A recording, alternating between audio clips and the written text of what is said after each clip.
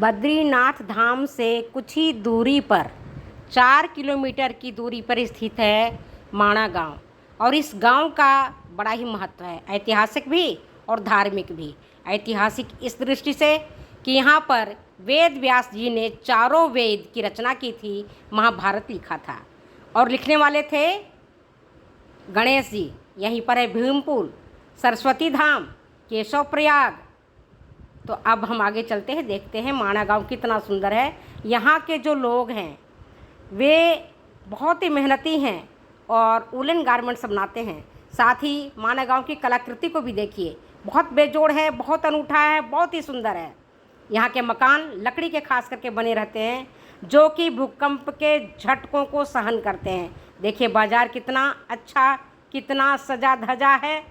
माणा गांव का धार्मिक महत्व इसलिए भी है कि यहाँ जो कोई भी व्यक्ति आता है, दर्शन करता है, घूमता फिरता है, देखता है, तो कहते हैं कि इसकी गरीबी सदा के लिए दूर हो जाती है। अब बद्रीनाथ के नाम पर तो कहा ही जाती। ये देखिए जो दिख रहा है ना आपको पिक्चर, ये भीमपुल। भीमपुल पांचों पांडवों में भीम सबसे ज़्यादा बलशाली थे।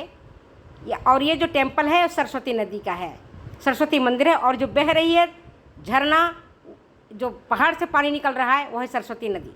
और सरस्वती नदी बड़ी ज़ोर शोर से बह रही थी। अब वेद व्यास जी जब रचना कर रहे थे तो उनको बड़ा दिक्कत आ रही थी गणेश जी को लिखने में। उन्होंने सरस्वती नदी को चुप रहने का श्राप दे दिया और वहीं से सरस्वती नदी आगे जाकर अलकनंदा में मिल जाती हैं और चुप हो जाती हैं। भीमपुल मैंने आपको पहले भी दिखाया था, अभी भी दिखा रही हूँ। ये जो एक बड़ी सी चट्टान है वो है भीमपुल। बड़ी सी चट्टान आपको दिख रही होगी, ये देखिए इधर थोड़ा सा और आगे बढ़ते हैं तो ये जो है ना वो भीमपुल ही है, एक ही चट्टान है। हुआ क्या कि सरस्वती नदी को क्रॉस करने, ये देखिए भीमपुल है। जब ये पांचों पांडव यहीं से स्वर्गारोहण के लिए जा रहे थे, तब सरस्वती नदी बीच में अड़ गई थी और इनको पार करने में द्रौपदी को दिक्कत आ रहा था। तब सबसे बलशाली भीम ने यहाँ पर एक शिला रख करके पुल बनाया। और ये जो माणा गांव है भारत का पहला गांव है।